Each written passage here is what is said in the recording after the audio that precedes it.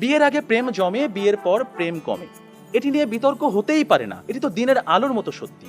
কারণ প্রেম হয় প্রেমিকার সাথে, বউয়ের সাথে হয় সংসার।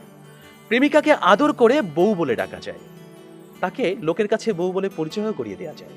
কিন্তু কখনো বউকে কি শুধুমাত্র প্রেমিকা বলে লোকের কাছে পরিচয় করে দেওয়া সম্ভব? সাহস আছে আপনাদের? সর্বনাশ হয়ে যাবে, ভাত বন্ধ হয়ে যাবে। সুতরাং বিয়ে নামক একটি ঘটনার পর প্রেমিকাই থাকে না। যেখানে প্রেমিকাই থাকে না, সেখানে প্রেম জমবে কিভাবে? সেখানে প্রেম কমবে, প্রেম হারিয়ে যাবে।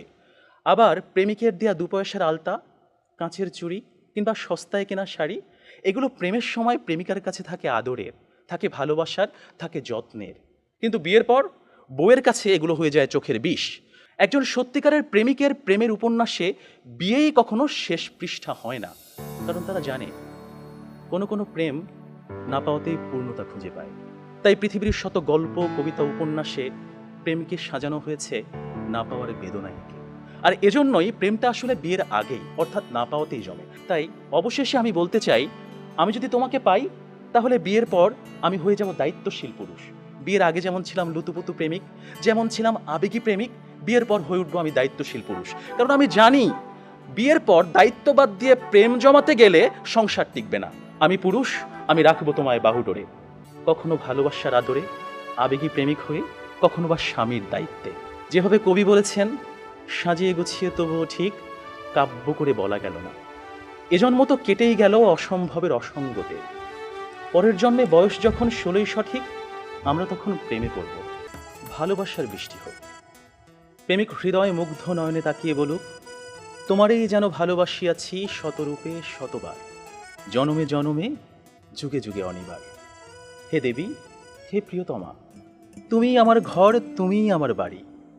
জন্মাবধি তুমি ছিলে আমার শখের নারী। কখনো তোমায় পেয়েছি, কখনো হারিয়েছি, তবুও ভালোবেসেছি। বিশ্ব সংসার তন্ন তন্ন করে খুঁজে এনেছি 108টি নীলপদ্ম। হয়তোবা তবুও কথা রাখনি তুমি। প্রেমিকের প্রেম তবু কমেনি। প্রেমিক হৃদয় জানে এবং বিশ্বাস করে প্রেম নিঃস্বার্থ, প্রেম সকল হিসেবের ঊর্ধ্বে। কিন্তু বিয়ে, বিয়ে মানেই সংসার, সংসার মানেই বাজারের ফর্দ, সেই সাথে বিদ্যুৎ বিল, গ্যাস বিল, পানি বিল, বাড়ি ভাড়া সহ অনেক হিসেব। প্রেমের সাথে হিসেব শব্দটি বেমানান।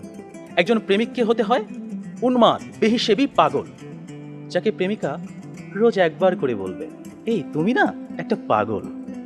আর প্রেমিক মিষ্টি করে বলবে, হ্যাঁ তোমার জন্যই পাগল।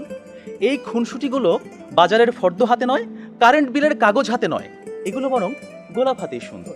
আর তাই প্রেমটা বিয়ের আগেই জমে। একজন প্রেমিকের থাকে